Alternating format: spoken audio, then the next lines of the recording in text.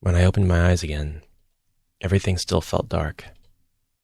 I was unsure if it even worked, but I was aware I was in the dream, so surely that meant it did.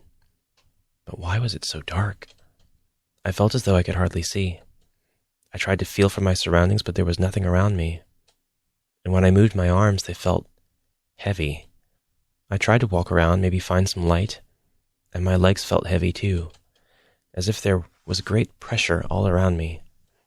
Eventually, my eyes began to adjust, you could say, to the little light that was down here, and I noticed why it all felt so weird.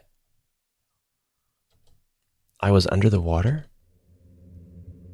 It seemed like it by any means. I didn't feel the water, but I definitely felt the pressure. Maybe she's here then. Only one way to find out. Hello? I called out into the darkness. There was no answer.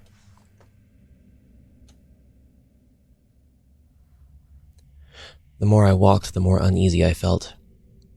I kept calling out for whoever might be around to talk to me. Hello?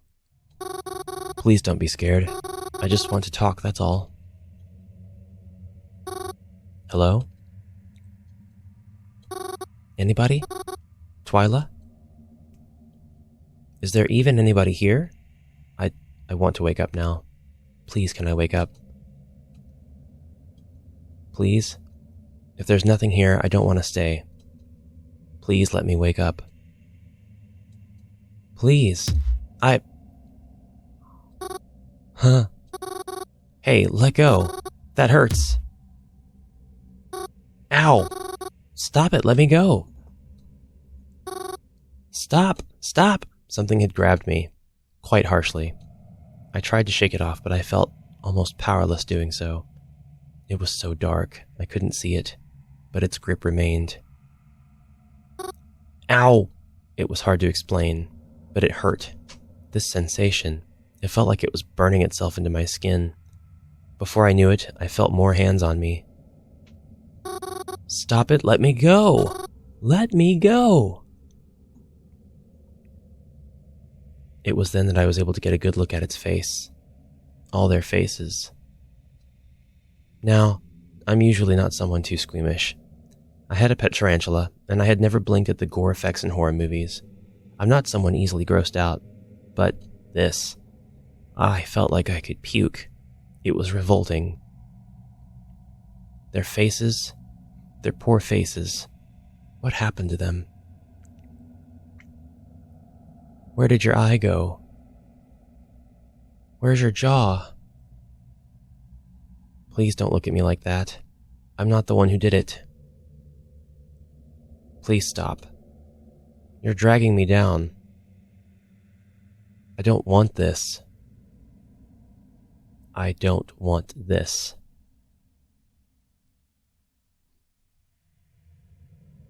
I don't want to end up like you. All of their hands on me, pulling me down. I couldn't fight against them, but boy did I struggle. I looked up to where that faint light stayed, shining upon me in waves. The water I couldn't feel before was now filling my lungs. There was nothing I could do. Please, I can't. I don't want to. Just let me leave.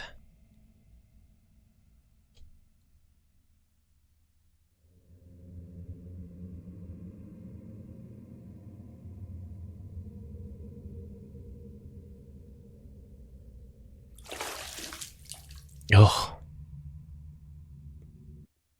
I woke up, dripping, soaking in lake water. I looked around me. It was still daylight outside. The car was still here. Twyla was inside, in the driver's seat.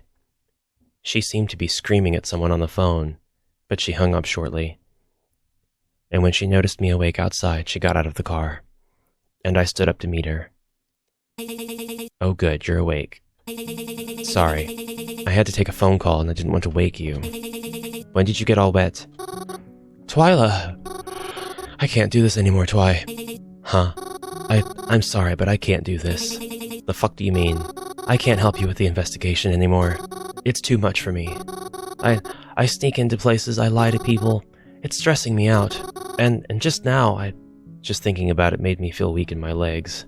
I had to hold myself back from crying. Thinking about what could have happened if I didn't wake up right then. Well, what about just now? What did they say? Mary, come on. Don't fucking start with the waterworks again. Just tell me what they said. Twy, please. I paused. What did she just say? I didn't mishear it. She said they. What did they say? She only told me there was a woman here, and she didn't even know for sure that she was dead. The only reason Twyla would have said they is if... Oh, God. No. I couldn't let her know. I had to keep pretending, despite the pit in my stomach. Twyla, I had such a bad nightmare. I felt like I was going to die. I'm sorry. I can't keep doing this. I don't want to sneak around anymore. I don't want to lie anymore. I don't want my friends to be mad at me anymore. I just want to go home. You know what, Mary? Fine then. Go home. Not like you ever did shit for me anyways. I was better off on my own, so you know what? Go home. Go hang out with your little boyfriend Reginald, and I'll be sure to spit on your grave when that fucker kills you next. As I stood there crying, Twyla got into her car. My heart stopped for a second, as if thinking she would run right into me. But no, she didn't. She backed up, turned, and drove away, leaving me stranded in the woods, all alone. I pulled out my phone, hoping to call someone for help, but I was soaking, and my phone was too. But I was able to turn it on. I didn't have much battery left. I used it to call Croven. He didn't pick up. And then my phone died. I tried to start it again, but it was no use. No matter how hard I tried, it wouldn't start. I was stuck. Well, there was only one way home, so I began walking. If I remembered correctly, we drove straight here along the path. There were no forks or turns in the road, so as long as I kept walking down this path, I would eventually make it back, right?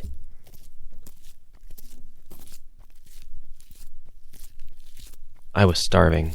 I was so hungry it was making me sick. I felt as if I would topple over and faint, but my aching legs continued to carry me. As long as I didn't tell them to stop, then they wouldn't. They brought me all the way back to the city. It was night now. It didn't feel that long driving there, but walking felt like an eternity. But, as if I was being given one blessing today, I caught the last bus home. I say home, even though Croven told me not to come back, but I had nowhere else to go. Being able to rest my feet on the bus felt like heaven, and having to get back off to make the rest of the trek to the cabin felt like hell. I was so tired, I just wanted to pass out, but I was so close, I couldn't give up now. Just a bit more, and before I knew it, I was back before the door. And before I could even knock, he answered. Well, maybe answered isn't the right word. He was on his way out. I don't know where. The last bus just left, but he was heading out somewhere. And he ran into me. Mary, what are you... Croven! I'm so sorry. I should have listened to you. You were right. You were completely right. Twyla is a monster.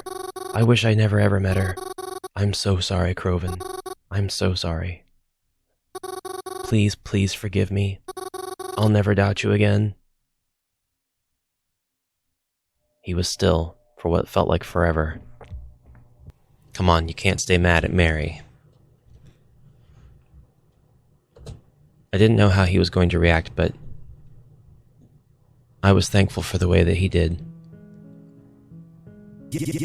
All right, come on. You know I don't like having you cry on me. He patted my back reassuringly. It's not your fault at all. It was me who fucked up. I'm real sorry for yelling at you and all. I just got really worked up. I mean, you know how it is, right? With our families being not around right now. Or all the other one has right now, yeah. So, seeing you with someone I can't stand just... I'm sorry, Mars. I should have been more chill. Maybe if we spent more time together, you wouldn't have spent so much time with her. Are you still crying? Look, alright, tell you what, I won't go out tonight. We can just stay home and chill out, you and me. Does that make you feel better? It did. Once I had calmed down enough, Croven let me go. I wiped my eyes and made my way over to the kitchen, where Croven helped me try to figure out what to have for dinner. We didn't have much in the house currently, but we managed to scrounge something up. And as I ate, Croven sat and talked with me. Just went on and on, about what was happening in his life or what his friends had been up to lately. I didn't mind at all. It felt just like before. Before everything. Before Twyla, before my parents, before aunt and uncle. It felt like things were just nice. Different, but nice. Croven? Yeah, Mars. You know I love you, right? Blah, don't get all cheesy on me like that. What? I was just reminding you. Yeah, whatever. Love you too. After we ate, we hung out for a little while more downstairs, but I think it was apparent we were both pretty tired, so eventually we retreated to our rooms. I plugged my phone into the charger and waited for it to turn back on. When it did, I considered messaging the mysterious number, but I was way too tired, even if I had been messaging them at late times before. Speaking of the time, it had gotten much later than I thought. Even Croven, who usually stayed up all night, was snoring away in his room. It seemed to me like he passed out the minute his head hit the pillow. Honestly, I felt like I might do the same. But despite how late it was and how tired I felt, I didn't want to sleep just yet. Not without taking a shower first. The lake water that had dried into my clothes and skin from earlier felt disgusting. And even though I had probably become used to it, I could only imagine that I didn't smell pleasant. I opened my drawers and got out a fresh pair of pajamas. I was about to make my way to the bathroom and shower when I heard a scream. Croven's scream. It sounded like he was yelling in pain. Croven! What happened? I yelled. There was no answer. I rushed to his bedroom, swung the door open, and then the answer presented itself.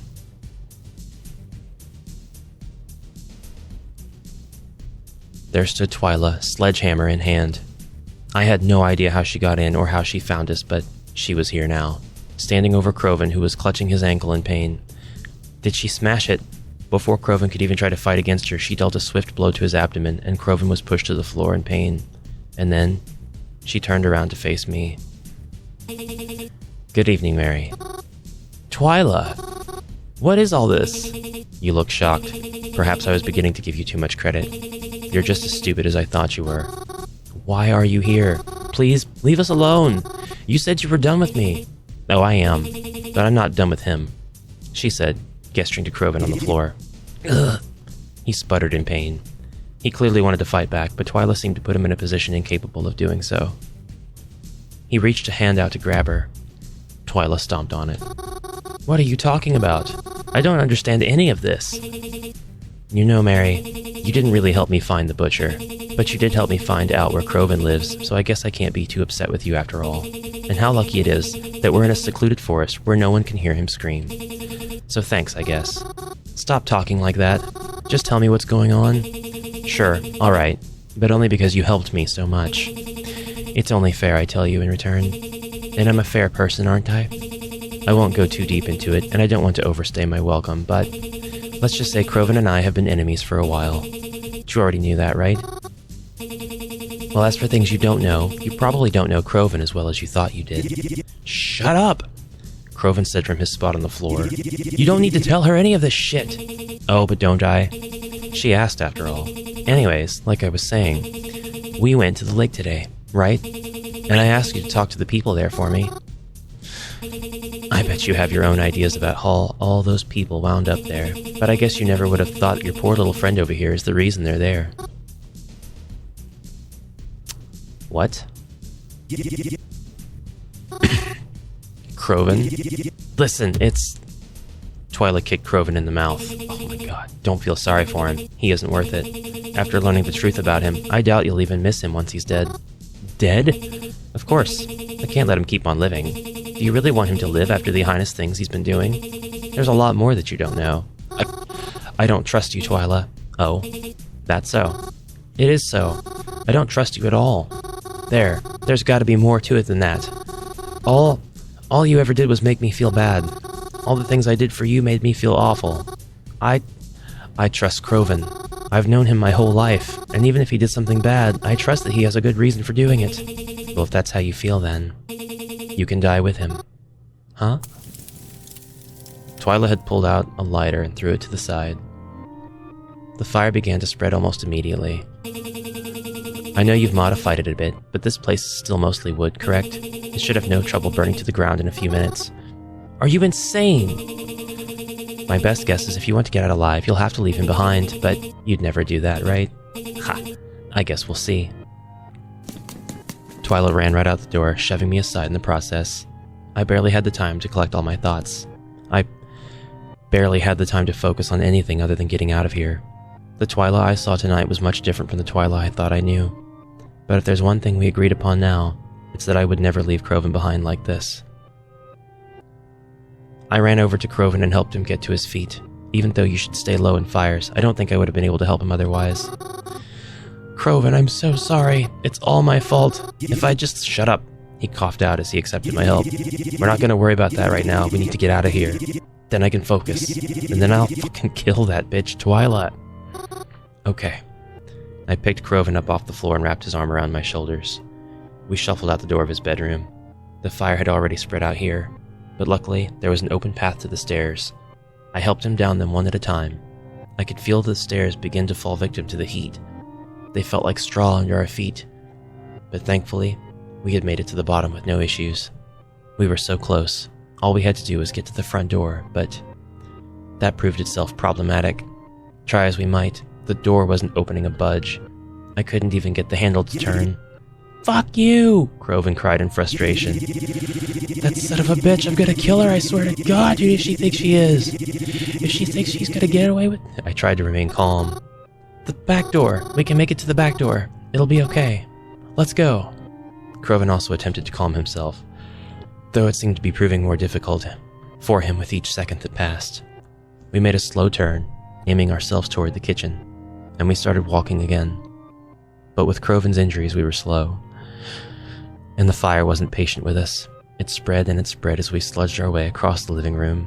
I could hear things fall from upstairs. The house was breaking apart. The thuds of heavy objects falling made me jump as they became louder. This isn't gonna work, Mars. Croven coughed at me. Drop me. I'll get out. But you can't stay here. What? No. We're going to get out. Don't talk like that. I'm slowing you down. I don't care. We could still make it. Eventually, we made it to the kitchen. But those loud thuds I heard, I didn't know they made their way downstairs. Piles of flaming wood covered the doorway. There was no way out, except for a small hole exposed by one of the fallen logs of the house. But even calling it small was being generous. It was tiny. I'm a small girl, so I could probably fit through, but... Go through. What? Get out of here, Mary. You have to. Wait, let me help you through it first, Mary. Croven grabbed himself in pain, breathing heavily. We both know I'm not going to fit through that. Yes, we can. I know we can. Stop it. The more we argue about it, the less time we have. If you keep fighting, it'll just get covered up by more. So leave. Now. I can't. You said it yourself. We're all the other has. I can't leave you behind. Mary, what did I just say? Go! I felt all the air escape from me as Croven pushed me out the hole. He pushed me hard, and I rolled back onto the grass next to the cabin. Croven! I yelled as I got up quickly as I could. But I wasn't fast enough. The entire area where the kitchen was collapsed into flame. I saw it happen before my own eyes, and I felt my knees give way under me.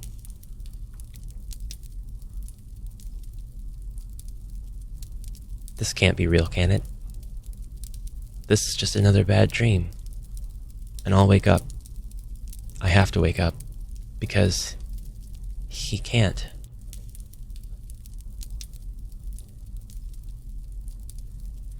I can't possibly. Without him, It's all my fault. It's all my fault. If I had listened to him, if I had never agreed to, if I had trusted him, if I had trusted him instead of...